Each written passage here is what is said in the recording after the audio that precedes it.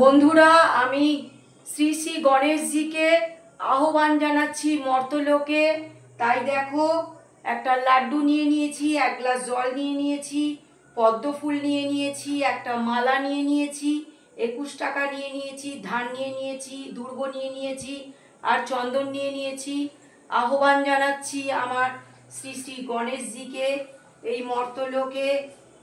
जय गणेश जय गणेश जय गणेश देवा, माता जकी पार्वती पिता महादेवा। जय गणेश जय गणेश देवा, माता जकी पार्वती पिता महादेवा। देखो बंधुरा, एबारे ओनाके आमी এই লাড্ডু নিবেদন করছি, এক গ্লাস জল নিবেদন করছি।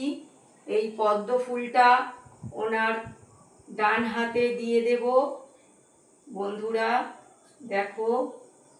আর দুর্বাতো দিয়ে দিয়েছি, মাথায় দিয়ে দেব গণেশজিকে।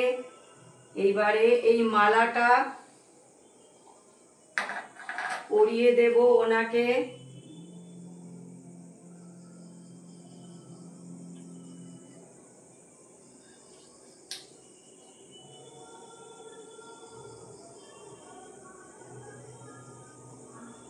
আর আমি আমার উলের তৈরি একটা আসন তৈরি করেছি, ওখানে বসিয়ে দিয়েছি আমার গণেশজিকে। আর দেখো চন্দন, এই চন্দনটা মাথায় দিয়ে দিচ্ছি। এরপরে দেখো ধান আর দুর্বা দিয়ে আশীর্বাদ করব। শ্রী শ্রী গণেশজি, তোমাকে আশীর্বাদ করার মতো যোগ্যতা আমার নেই, তবুও তুমি আমার মহাপ্রভু, আশীর্বাদ করছি না, তোমার কাছে আশীর্বাদ চেয়ে নিচ্ছি যে মর্তলোকের প্রতিটি মানুষকে তুমি আশীর্বাদ করো, তারা ভালো হয়ে যেন চলতে পারে, হিংসা বিদ্বেষ সব যেন দূরে সরিয়ে দিয়ে সবাইকে ভালোবাসতে পারে, সেই আশীর্বাদ করো এই মর্তলোকে এসে। আর মা পার্বতীকে জানিয়ে দিও যেন মা পার্বতী আমাদের মর্তলোকে এসে সবার কল্যাণ করে, সবাইকে আশীর্বাদ করে যায়, সবাই যেন ভালোভাবে থাকতে পারে, এই পৃথিবীর বুকে ভালোভাবে বাঁচতে পারে, সেই আশীর্বাদ মাকে করে যেতে বলো। আর তুমিও সাথে এসো মায়ের। তো তোমাকে আশীর্বাদ করার মতন ক্ষমতা আমার নেই, কিন্তু তুমি আমাকে আশীর্বাদ করবে। দেখো 21 টাকা ওনার পায়ের কাছে অর্পণ করলাম।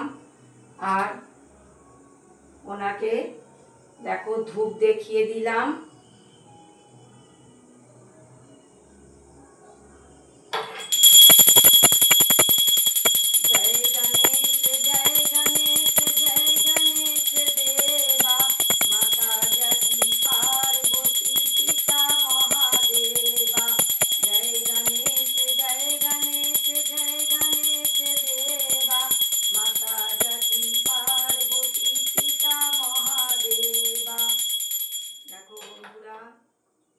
এরপরে আমি শঙ্খ বাজিয়ে দেব।